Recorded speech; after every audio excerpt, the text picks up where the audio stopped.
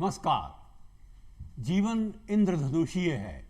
इसके 7 रंग हैं: शारीरिक, मानसिक, भावनात्मक, आध्यात्मिक, पारिवारिक, सामाजिक और व्यावसायिक। परंतु इन सब में आध्यात्मिक पक्ष का बहुत ही अधिक महत्व है। जो आध्यात्मिक दृष्टि से विकसित है वो जीवन में न केवल सफलता पाता है, आनंद पाता है, परंतु सम्मान भी पाता है। आज इस आध्यात्मिक शक्ति के विकास के लिए हमारे बीच डॉक्टर वृंदावन चरण दास आए हैं। महान गुरु, शिक्षाविद, पीएचडी फिलॉसफी में गीता पर, और मैनेजमेंट की बात हो, चाहे इंजीनियरिंग की हो, शिक्षा के किसी भी पहलू की हो, आप उस पर प्रकाश डालते हैं, चेतना देते हैं नई मानव के विकास की, और हम आपका स्वागत करते हैं। बहुत बहुत धन्यवाद। दूरदर्शन का सौभाग्य है कि आप हमारे बीच आए। नमस्कार। मैं कुछ ऐसे प्रश्न आपसे करूंगा जो कि सामान्य जनता के मन में रहते हैं, और इन प्रश्नों का उत्तर जो आप देंगे उससे कृतार्थ होंगे सभी हमारे दर्शक भी। मैं निवेदन करना चाहता हूं कि ये बताइए कि धर्म का महत्व क्या है जीवन में। आपने बड़ा अच्छा प्रश्न किया है। इस प्रश्न के अंदर ज़्यादातर अधिकतर लोग पूछते हैं कि धर्म क्यों लगाएं। तो ये समझना पड़ेगा कि धर्म होता क्या है। तो मैं बड़ी सरल भाषा में बताऊंगा। धर्म आपको बताता है कि जीवन का उद्देश्य क्या है और उस उद्देश्य को प्राप्त कैसे किया जाए।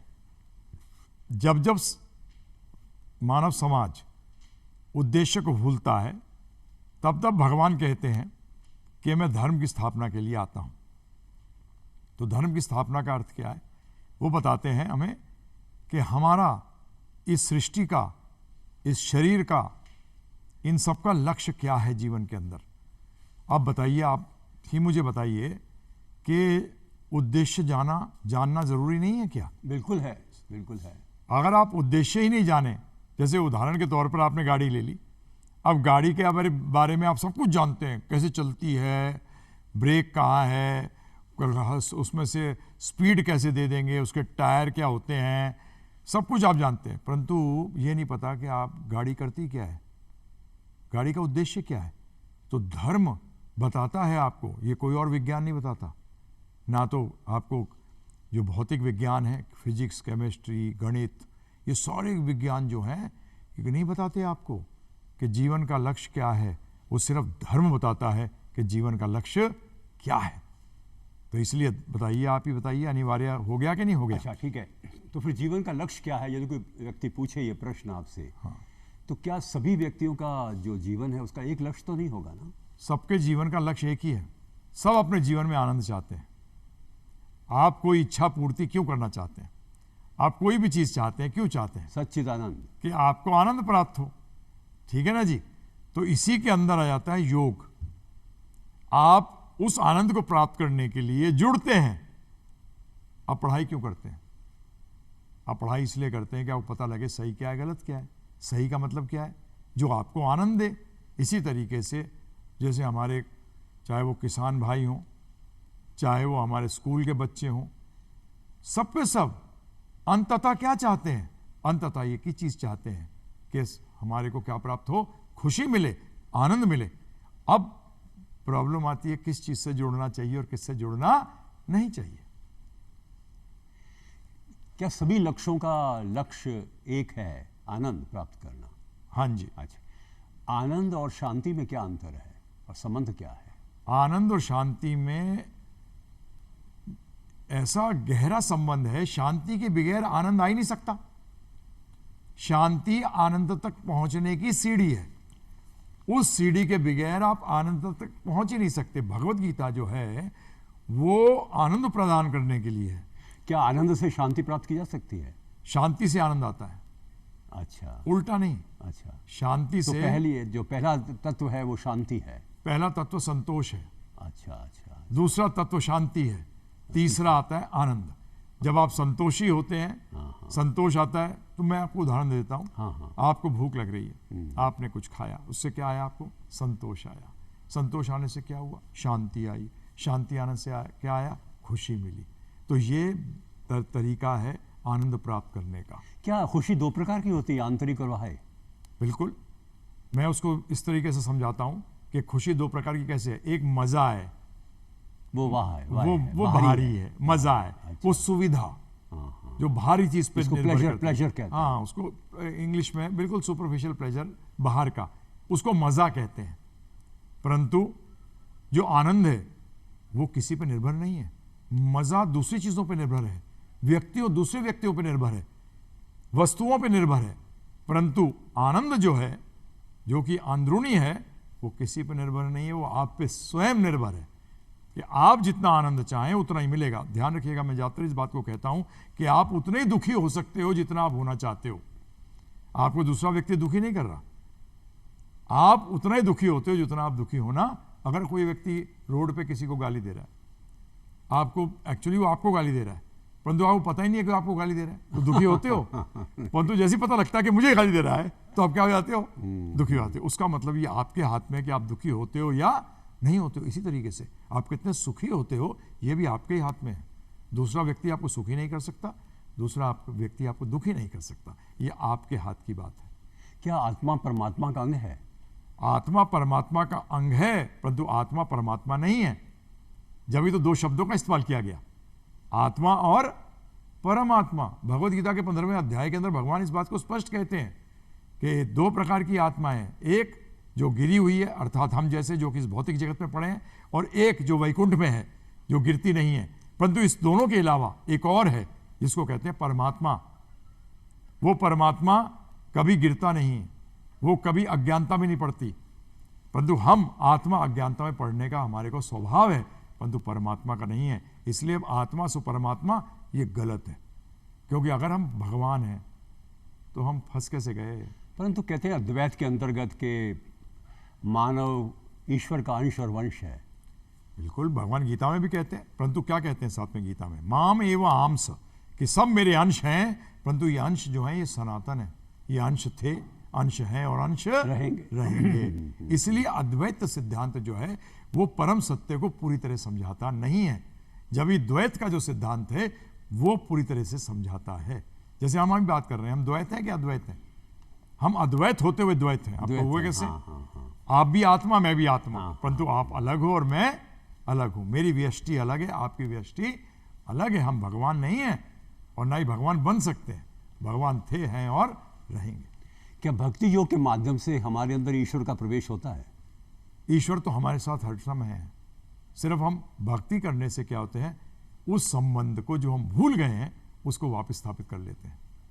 भगवान हमें कभी नहीं छोड़ते। हम भूल क्यों जाते हैं? हम भूल जाते हैं क्योंकि हम भूलना चाहते हैं। जब हम भोग करना चाहते हैं भगवान को छोड़कर, आप एक अनैतिक सिटीजन कब बनते हैं? जब आप जो कानून है उसको छोड़ देते हैं, तो आप क्या बन जाते हैं? चोर बन जाते हैं, आप गलत व्यक्ति बन जाते हैं, बुरे आदमी बन जाते हैं। भगवान से प्रेम करते हैं, फिर भय क्यों? नहीं होना चाहिए। जो भगवान से प्रेम करते हैं उनको कभी भय नहीं होता। भय का आप अगर गीता में देखेंगे, दूसरे अध्याय के शुरुआत में भगवान कहते हैं कि स्वल्प अपि अस्य धर्मस्य त्रायतो महतो भयात्। स्वल्प, स्व अल्प का मतलब होता है थोड़ा, स्व का मतलब बहुत थोड़ा। जो धर्म के थोड़े से रास्ते में चलता है वो बड़े से बड़े भय से भी मुक्त हो जाता है। इसलिए धर्म, जो आपने पहला प्रश्न किया था कि धर्म किस लिए जरूरी हो गया? भय। और आपको मालूम है कि टेंशन का एक नाम क्या है? टेंशन को कहा जाता है जिसको जाना नहीं उसके बारे में भय करना। इसी को टेंशन कहते हैं। अंग्रेजी में कहते हैं फियर ऑफ द एब्स्ट्रैक्ट। ये है आपकी चिंता। चिंता भविष्य में क्या होगा नहीं करता भय। भक्ति करने वाला कभी भय नहीं करता, उसके भय जीवन से गायब हो जाता है। क्या अटेंशन से टेंशन कम हो सकता है? हैं जी, अटेंशन से टेंशन कम हो सकता है। बिल्कुल। परंतु अटेंशन कहाँ लगाओ? आप अटेंशन जब भविष्य में लगाते हैं तो टेंशन आता है। जब अटेंशन को आप भगवान में लगाते हैं तो टेंशन से मुक्त हो जाते हैं। मोक्ष के जो अलग अलग द्वार हैं, कर्म योग, भक्ति योग, ज्ञान योग, सांख्य योग भी है, तो इनमें सर्वोत्तम क्या भक्ति योग ही है? देखिए, पहली बात तो ये समझिएगा कि भगवत गीता के अंदर इनको अलग अलग मार्ग नहीं बताया गया, इनको सीढ़ी की तरह बताया गया। सीढ़ी है ये, 4 सीढ़ियां हैं? नहीं, एक ही सीढ़ी के अलग अलग पायदान है। कर्म योग, पहला कर्म योग। कर्म योग के अंदर 2 हिस्से, सकाम कर्म, निष्काम कर्म योग। उसके बाद जब आदमी कर्म करता रहता है, निष्काम कर्म पे जब आता है, फिर उसके अगली सीढ़ी होती है ज्ञान योग। अच्छा, ज्ञान योग की अगली सीढ़ी होती है ध्यान योग, और जिसको कि ज्ञान योग को सांख्य योग भी कहते हैं। ध्यान योग, और ध्यान योग के बाद आती है भक्ति योग। परंतु ये सारे के सारे योगों के अंदर अगर आगे भी बढ़ना है तो आपको भक्ति योग का पुट लेना पड़ेगा, उसके बगैर आप इसमें आगे भी नहीं बढ़ सकते। ज्ञान किस चीज का? ज्ञान योग में ज्ञान किस चीज? हाँ, ज्ञेय वस्तु क्या है? जानने योग, वेद बताते हैं 3 चीजें जानने योग्य हैं। मैं कौन हूं? मैं आत्मा हूं। ये प्रकृति जिसमें मैं यहां हूं, ये गीता में कहा गया है दुखाल्यम अशाश्वतम। यहां हर चीज अशाश्वत है, खत्म हो जाएगी, इसलिए दुखों का घर है। परंतु एक और प्रकृति बताई है भगवान ने, जो परा प्रकृति है, जिसके अंदर ये वो अस्थाई नहीं है, हम वहां से हैं। ये क्या है? और तीसरा, इन दोनों का स्वामी कौन है? इन तीनों को जानना और इनका तीनों का संबंध जानना, इसको वेद बताते हैं ज्ञाता। ये व्यक्ति जो इस चीज को जानता है तत्व से, उसको ज्ञानी बताया गया है। इसी को ज्ञान कहते हैं शास्त्र। क्या ज्ञान योग के बिना भक्ति योग नहीं हो सकता? भक्ति योग अपने नहीं, ये गलत है। ये भी गलत है, क्योंकि बेसिकली जब आप भक्ति योग करते हैं तो जो भक्ति योग के अंदर जो आप ज्ञान लेते हैं वो ज्ञान योग के अंतर्गत नहीं आता। अच्छा, वो भक्ति योग के अंतर्गत आता है। क्या भक्ति के माध्यम से ईश्वर का ज्ञान नहीं आता? आता है, आता ही उसी में है। क्योंकि गीता में भगवान कहते हैं भक्त्या माम अभी जानती, भक्त ही मुझे जान सकता है। वाह वाह। ना तो ज्ञानी, ना ध्यानी, ना योगी, कोई नहीं जान सकता, सिर्फ मुझे भक्त जान सकता है। वो भी कैसे? तत्व से। ये 18वें अध्याय के 55वें श्लोक में भगवान स्पष्ट रूप में कह रहे हैं। और अर्जुन से भी 11वें अध्याय में कहा कि भक्ति ही मुझे, जिस रूप में तू दो हाथ पैर के रूप में देख रहा है, ये भक्ति मुझे ऐसे देख सकता है, बाकी कोई नहीं देख सकता। जब ही बाइबल में भी आया है, man is made in the image of God, और यही वेदों में आया है कि हम जो हैं वो परब्रह्म की आकृति में बने हुए हैं। बिल्कुल सही है। सब प्रकार के व्यक्ति आज विश्व में देखने को मिलते हैं। एक और तो आप जैसे समुन्नत व्यक्तित्व के स्वामी, दूसरी और एक सामान्य व्यक्ति जिसको कि भौतिक चीज़ों में इतना रम जाता है वो कई बार के भूल जाता है अपने उच्चतर कर्तव्यों को। ये भिन्नता क्यों है? इतनी निकटतम भी है, निम्नतम भी है, उच्चतम भी है। ये सब अपनी इच्छा पे है। नहीं, क्या मेरी इच्छा इतनी बलवती है कि मैं अपने आप को गिराऊंगा? हाँ जी, देखिए सबसे बड़ी बात ये, आपको इसमें एक बहुत बड़ी चीज़ है कि इसको आप भी अच्छी तरह जानते होंगे डॉक्टर साहब, कि इसको कहते हैं मार्केटिंग। मार्केटिंग मतलब जो चीज़ आपको दिखाई जाए, आपके दिन रात वो चीज़ आपको दिखाई जाए, तो आप क्या होगा? उसके प्रति आसक्त हो जाओगे, फिर आप उसको अपने जीवन में लगाओगे। तो आज विश्व में देखिए आप, आज सारे विश्व के अंदर किसकी प्रति आसक्ति पैदा करी जा रही है? धन, मौज करो, इसके प्रति। तो ये क्या करेगी? तो इसमें क्या होगा? निम्न और उच्च स्तर के विभाजन हो जाएगा। इसलिए हम कहते हैं कि गुरुकुल के अंदर, स्कूलों के अंदर आध्यात्मिक शिक्षा अर्थात धर्म की शिक्षा और भौतिक शिक्षा दोनों देनी चाहिए। धर्म का मर्म कर्म में क्यों नहीं आता? क्यों हम भटक जाते हैं, गलत रास्ते पर जाते हैं? उसका एक ही कारण है। इतना महान देश है, इतनी संस्कृति हमारी है, मुझ तक क्यों नहीं पहुंचती? क्योंकि हमारे तक धर्म नहीं पहुंचा अभी तक। हमारे पास क्या कैसे करना है वो तो पहुंच गया, परंतु क्यों करना है ये पता नहीं लगा। बस करे जा रहे हैं। अंग्रेजी में आता नहीं है प्रभु जी को, जो आपके जितने बड़ी बड़ी कंपनियां हैं, क्या कहते हैं इसको? रैट रेस, क्या कहते हैं? चूहों की दौड़ में लगे हुए हैं। अब वो स्वयं ही चूहा मान लिया उन्होंने अपने आप को। Even if you win the rat race, you remain a rat. Rat only, and they accept it. वो मान लेते हैं कि हाँ हम चूहे हैं। अरे मैंने कहा चूहे से निकलो। वैसे तो शास्त्र भी कहते हैं धर्म हीना ते पशु भी समाना। जो धर्म से हीन है वो पशु के समान है। और भागवत तो ये तक कहती है कि जो धर्म के मर्म को नहीं जानता वो द्विपद पशु है, 2 पैरों का पशु है।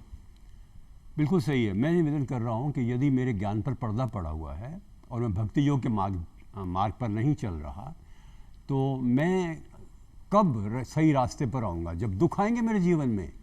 क्योंकि सुख जितना अधिक होता है सभ्यता और मानव का, उसको गिरा देता है। दुख उसको चेतना देता है, चेतावनी भी देता है। क्या आप मानते हैं कि दुख के कारण से विकास होता है? नहीं जी, देखिए 2 प्रकार के लोग होते हैं। एक जिनके जीवन में हो गया, एक दूसरों को देख के सीखते हैं।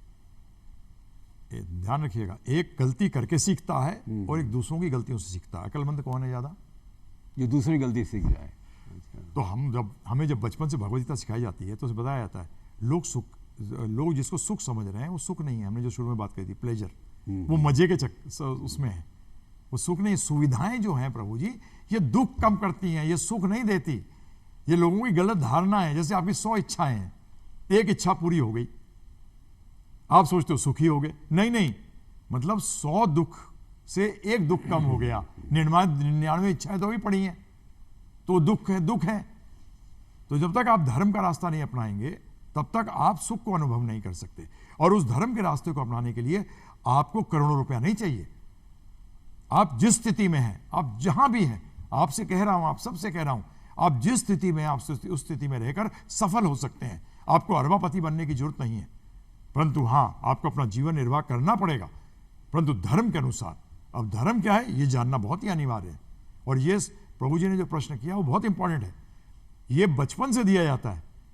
ज्ञान कब लेते हो प्रभु जी, बुढ़ापे में या बचपन से? बचपन में। बचपन में लेते हो, जवानी में लगाते हो, और उसका जो फल है वो आप बुढ़ापे में एंजॉय करते हो।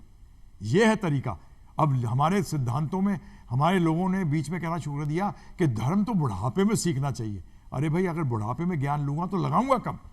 तभी जवान बचपन में 5 साल की अवस्था से शास्त्र कहते हैं जब आपका भौतिक ज्ञान शुरू होता है तभी आपका आध्यात्मिक ज्ञान अर्थात धर्म का रास्ता क्या है, धर्म क्या है, ये सब जानना 5 साल की अवस्था से प्रारंभ हो जाना चाहिए। हम कहते हैं ना, तमेव माता पिता तमेव, तमेव बंधु सखा तमेव। तो क्या ईश्वर माता पिता है? वो क्या ईश्वर गुरु है? सब कुछ वही है। अगर आप देखें, हमारे हम गुरुकुल है हमारा, उसमें बच्चों को सिखाते हैं। तो एक व्यक्ति आए, उनसे पूछा कि भगवान कौन होते हैं? तो उन्होंने हम प्रश्न जो उनको हम एग्जाम्पल देते हैं, उदाहरण देते हैं, वो उनको दिया उदाहरण। क्या दिया? बोलते आपके माता पिता हैं? तो हाँ जी हैं। बोले आप उनके माता पिता हैं? बोलते हाँ जी हैं। उनके माता पिता हैं? बोलते हैं हाँ जी। जिनके माता पिता नहीं है ना, वो भगवान है।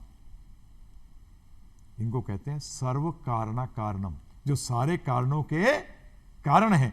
जब गीता में भगवान कहते हैं अहम बीज प्रदापिता, हमारे माता पिता तो प्रभु जी टेलर हैं, उन्होंने ही हमारा शरीर को क्या किया, बुना है। परंतु जीवन आत्मा जो है, जैसे आपने शुरू में कहा था, वो तो गीता में भगवान कहते हैं मेरे अंश हैं। अर्थात जीवन का जो सूत्र है वो आत्मा है, और वो किसका अंश है? वो भगवान का अंश है। गुरुदेव, मुझे जिस बात से बेचैनी है ये कि माता पिता आजकल बच्चों को कहते हैं तो बड़ा आदमी बन। और बड़ा आदमी का मतलब अच्छी इनकम हो, तेरे पास घर हो, कार हो, तेरा नाम हो, यश हो। महान क्यों नहीं कहते? तो महान इंसान बन। महान इंसान में आत्मिक और बौद्धिक और मनोवैज्ञानिक रूप से उसकी भावनात्मक सब विकास के अधिक उसके ऊपर प्रतिफल मिलता है। तो हम अपने बच्चों को पहले से ही भौतिक विकास को ही विकास मानने के लिए बाध्य करते हैं। क्या ये परंपरा हट नहीं सकती? हट सकती है, हमारे जीवन से हटी। हमने 26 साल की उम्र में इसको ले लिया था, हमारे जीवन में से हट गई थी। आपके पिताजी ने कहा था? हमारे पिताजी ने तो बताया था, परंतु उन्होंने भी कहा था कि अरे भौतिक विकास करो, परंतु वो इतना जरूर कहते थे, वो बार बार बोलते थे कि देखो आखिरी में तो लाल पोटली में जाएगा। मृत्यु पे क्या होता है प्रभु जी, जला दिए जाते हैं। जलाने के बाद आपके जो फूल हैं उनको चुप के हम क्या करते हैं, पोटली बना लेते हैं, बोलते हैं ये अंत होगा। तो ये तो वो कहते थे। तो इसी तरीके से आज माता पिता का प्रॉब्लम क्या आ गया कि उनको भी शिक्षा नहीं मिली। नहीं मिली। अब जब जो मिलेगा, आज मेरे पास अगर पत्थर मिलेंगे तो पत्थर ही तो दूंगा, मेरे पास अगर हीरा मिलेगा तभी तो हीरा आगे दूंगा। तो आज प्रॉब्लम ये आ गई है कि बेसिकली ये सरकार का भी काम है, ये सब पूरे समाज का जुड़ के काम है। तभी हमारे शिक्षकों का ये काम है, जिसमें कि माता पिता पहले शिक्षक होते हैं। वो भगवान नहीं है, वो हमारे पहले गुरु हैं, और गुरु को दोनों ज्ञान होने चाहिए, आध्यात्मिक भी और भौतिक भी। सफल बनो बच्चों, ये ऐसा माँ बाप कहते हैं। हाँ। तो सफलता का अर्थ संकीर्ण ना होना चाहिए। आपकी दृष्टि से सफलता का क्या अर्थ है? एक्चुअली माता पिता पहले क्या आशीर्वाद देते थे पता है आपको? सुखी रहो। हाँ, अभी भी कहते हैं। सफल नहीं, सफल रहो अब कहना शुरू कर दिया कि तू सफल हो, बड़ा कमा। नहीं, अब उनको आशीर्वाद दे रहे हो सुखी होने का। नहीं, सुखी अभी देते हैं सर, अभी देते हैं। परंतु सुख मिलता कैसे बताते नहीं। प्रॉब्लम यह है कि सुख मिलता कैसे है, संतोष की बात होती नहीं है। वही तो चक्कर है। संतोष अगर पता लग जाए ना कि संतोष का मतलब क्या है, संतोष से आपकी प्रगति नहीं रुकेगी, संतोष से प्रगति नहीं रुका करती। कंटेंटमेंट, यस, उससे प्रगति नहीं रुकती, उससे प्रगति और ज्यादा होती है। क्योंकि संतोष नहीं होगा तो टेंशन आएगा, चिंताएं आएंगी। चिंता से प्रभु जी आपकी उत्पादकता कम हो जाएगी, घर में झगड़े होंगे, आपस में झगड़े होंगे, क्योंकि संतोष नहीं है। संतोष का उल्टा क्या है? लोभ। और लोभ को तो प्रभु जी सब जब आवे problem संतोष धन सब धन थोड़ी समान। अच्छा। परंतु प्रतियोगिता के इस विश्व में मुझे दूसरों से आगे बढ़ने की होड़ लगी। मेरे बच्चे 95%, 99%, 100%, ऐसा अजीब सा मुझे लगता है कि समाज में एक तरफा विकास हो रहा है और कुछ आंकड़ों को ही हम सफलता का एक अंक मान। आंकड़े कौन से? पैकेज क्या है, क्या परसेंटेज आई, क्या नौकरी लगी, बड़ी कंपनी में है क्या, और विदेश चला गया बच्चा, तो बहुत ही मानते हैं कि जैसे कि उसका अंतिम लक्ष्य था। मुझे ऐसा कुछ विचित्र लगता है कि हिंदुस्तान में रहकर हम हिंदुस्तानी नहीं बन पाते। नहीं बन पाए। हमने भारतीय सोच को त्याग दिया है। हमारी भारतीय सोच 100 साल, 500 साल, 1000 साल पुरानी नहीं है, लाखों साल पुरानी है। और ये सोच जब थी हमारे अंदर, हम सोने की चिड़िया थे। जिस दिन हमने ये भारतीय सोच छोड़ दी, उस दिन वो। आप मानते हैं कि गुलामी के कारण ऐसा हुआ? काफी। देखिए, दूसरे को क्यों दोष देते हैं? अच्छा। हमें अपने आप को दोष देना सीखना चाहिए कि मेरी गलती थी, सुधरना है मुझे। कोई problem नहीं। तो सफल व्यक्ति कौन है? सफल व्यक्ति वो है जो कि संतोष है, जिसके पास शांति है, जिसके पास सुख है। उससे वो आक्रमण नहीं बन जाएगा? नहीं बनेगा, संतोष बिल्कुल से? नहीं। अरे मैं तो सब कुछ मिल गया। नहीं बनता। मैंने आपको बताया भी था कि बेसिकली इसमें क्या है, आप हर टाइम सक्रिय रहिए, क्या करने के लिए? प्रयास करने के लिए। परंतु जो फल मिले उससे संतोष करिए, उससे संतोष करिए। हम लोग उल्टा करते हैं। फल के लिए तो बड़े उत्तेजित रहते हैं, बड़े सक्रिय रहते हैं, परंतु कार्य करने के लिए, प्रयास करने के लिए क्या होते हैं? संतोषी रहते हैं। चेंज करो ना इसको, इस सोच को चेंज करो। क्या ये हमारे किसान भाई बड़े अच्छी तरह जानते हैं। हाँ। बीज डाल सकते हैं, सब कुछ डाल सकते हैं, तो पानी। उनको कहिए ना कुछ। तो उन्हीं के लिए बोल रहा हूँ, पानी का इंतजार करना पड़ता है। वो तो लगाते ही हैं इसको। वो क्या कर लेंगे? वो तो सिर्फ मेहनत कर सकते हैं। वो तो सिर्फ क्या कर सकते हैं?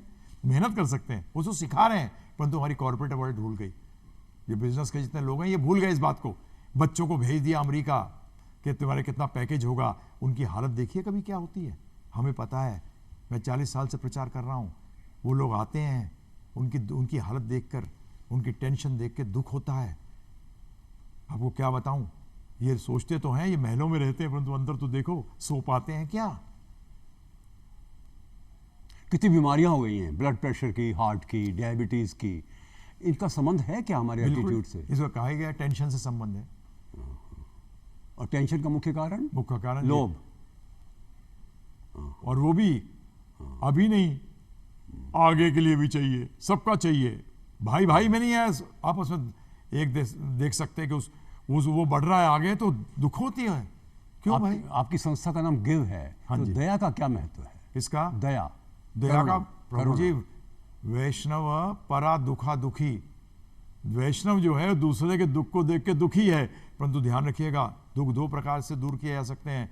एक तो है चोट लगी, बीमारी है किसी को, मैं ऊपर से मल्हम लगा देता हूँ, परंतु क्या होता है, मल्हम से बीमारी दब गई, अगले दिन फिर आ गई। परंतु हमारा विश्वास है, इसको अंदर से निकालो ना, इस बीमारी को अंदर से निकालो। इसका कारण क्या है? ये धर्म बताता है। बाकी भौतिक जगत में अंदर मल्लम, ऊपर का मल्लम है, अंदर से बीमारी को दूर नहीं करते। यही प्रॉब्लम है। दया धर्म का मूल है, पाप मूल अभिमान। अभिमान क्यों होता है? अभिमान नहीं, झूठा अहंकार नहीं होना चाहिए। अभिमान होना चाहिए कि मैं इस ज्ञान को रखता हूँ, यह अभिमान होना चाहिए। परंतु इसका मतलब ये नहीं, अभिमान का मतलब क्या है? ये नहीं कि मैं दूसरे को छोटा समझता हूँ। अहंकार का मतलब मैं दूसरे को छोटा समझता हूँ। नहीं जी नहीं, मुझे अभिमान है कि मैं अच्छा कार्य कर रहा हूँ, मैं अच्छा व्यक्ति हूँ, इसका अभिमान होना चाहिए। परंतु अहंकार नहीं कि मैं अच्छा हूँ, सब बेकार है, ये गलत है। तो मैं के दो रूप हो गए, एक आत्मविश्वास और एक अभिमान। हम कैसे जाने कि इस व्यक्ति में आत्मविश्वास है या अभिमान है? हाँ, आत्मविश्वास को मैं लेके चल रहा हूँ कि आत्मविश्वास जो है वो अभिमान है, और झूठा अहंकार गलत है। अहंकार करना कि मैं आत्माभिमान। हाँ, जैसे अंग्रेजी में I am proud of you. Yes, I got my self respect. मेरा अपने प्रति पूरी जो मैं कर रहा हूँ, जो मैं अच्छा कर रहा हूँ, उसके प्रति मेरे को अभिमान है, परंतु अहंकार नहीं कि दूसरा छोटा है मैं बड़ा हूँ। ये गलत है। ये धर्म सिखाता है ये नहीं करना। ना तो ईर्ष्या करिए, द्वेष करिए। कंपटीशन में भी हम हिस्सा नहीं लेते। क्यों ले? मैं अपनी मेहनत कर रहा हूँ, पूरा जो मुझे मिलेगा मिलेगा, दूसरा अपनी मेहनत कर रहा है। और इसी में धर्म में ध्यान रखिएगा, इसी के अंदर हमारे भारतवर्ष में तो सब कहते थे, अरे जैसे करनी वैसी भरनी, जैसे आपने कर्म किए वैसी फल देगा भगवान। नहीं सुना प्रभु जी? कितनी बार सुना है हमने ये, और फिर भी हम इसको भूल जाते हैं। क्यों भूल जाते हैं? मैं आप सबसे पूछता हूं, अरे जैसा कर्म किया है वैसे फल मिलेगा, परंतु इसका मतलब नहीं कि गलत कर्म करो, अच्छे कर्म करो, सही कर्म करो। और वो क्या होते हैं वो भी धर्म से पता लगेगा। जिससे शरीर को स्वच्छ रखने के लिए हम रोज स्नान करते हैं, क्या आंतरिक स्नान भी कुछ होता है? हाँ जी, उसको कहते हैं मंत्र। मन का मतलब मन दूषित क्या होता है? मन। तो मंत्र का क्या वो परिभाषा दी गई है? मंत्रायते इति मंत्रः, जो मन को तार दे। किससे तार दे? गंदगी से। गंदगी क्या है? काम, क्रोध, लोभ, मोह, मद, मत्सर्य, इन गंदी दुर्भावनाओं से हटा दे। 2 उपाय बताइए इसके। इसका मंत्र करिए इस कलयुग के लिए, हरे कृष्ण कृष्ण कृष्ण हरे हरे, हरे राम राम राम हरे हरे। इसका रोज 108 बार जप करिए। और किसी भी धर्म वाला व्यक्ति जो है अपने कोई भी कर सकता है। आप मानते सब धर्म बराबर हैं? अरे क्या ये बताइए आप, जब सब आत्माएं बराबर हैं तो सब बराबर नहीं है, उसमें क्यों झगड़ा करना? हाँ, सब कॉलेज एक जैसे हैं, परंतु कई कॉलेजेस के अंदर ज्यादा प्रश्नों के उत्तर हैं, बस। हाँ, इतनी सी बात है। अच्छा, ये बात। अच्छा, क्या प्राणायाम और ध्यान से फर्क पड़ता है? इस कलयुग में प्राणायाम से पहले शुरू होना चाहिए यम नियम, जो ज्यादातर लोग भूल जाते हैं। यम नियमों में ये आता है कि पहले आप क्या आहार करेंगे। पहले तो आहार की शुद्धि करिए, जैसा आहार वैसा व्यवहार, जैसा अन्न वैसा मन। सतोगुणी आहार करना पड़ेगा, तमो रजोगुणी आहार त्यागना पड़ेगा। प्राणायाम से शुरू नहीं होता योग। पतंजलि ने भी बल दिया इस पर। शुरुआत प्राणायाम सीखे कहां से? पतंजलि से। तो हमारे प्रिय दर्शकों, आपने देखा कि किस प्रकार से स्वामी जी ने, प्रभु जी ने, गुरु जी ने, इन महान डॉक्टर साहब ने हमें अच्छा बनने के कई गुर बताए। गुरु वो जो गुर बताए, परंतु मुख्य बात यह है कि हम जिस चीज़ को सत्य मानते हैं, हम उस पर कई बार परीक्षण करने के लिए आत्मावलोकन करें। क्या सही मार्ग पर चल रहे हैं? क्या सुख मिल रहा है? सुख क्या ये दैहिक तो नहीं है केवल? हम अहंकार और अभिमान में अंतर समझें। हम हर समय पर अपने विकास के लिए प्रयत्न करते रहें, अर्थात हम वास्तविक प्रगति करें, बाहरी नहीं। प्रतियोगिता के माध्यम से हम निश्चित रूप से कई बार अपने आप को गलत रास्ते पर ले जाते हैं। जरूरी नहीं है दूसरों से तुलना करना। तुलना अपने आप से करिए ना, मैं पहले से और अधिक अच्छा बनूं। नित्य प्रगति करें, अपना मूल्यांकन करें, और हमें वास्तव में अपने आप को बदलना होगा। संतोष लाना होगा जीवन में, पवित्रता लानी होगी, आध्यात्मिकता लानी होगी, प्रेम लाना होगा, भक्ति लानी होगी, कर्म को योग की तरह से काम लेना होगा, और ज्ञान को भी एक ईश्वर के मार्ग को मान करके जीवन में अपनाना होगा। आज का ये सत्र हम सबके लिए बहुत उपयोगी रहा, उसके लिए हम आप बहुत आभारी हैं। हम बहुत बहुत धन्यवाद। हरे कृष्णा। नमस्कार। जय गो।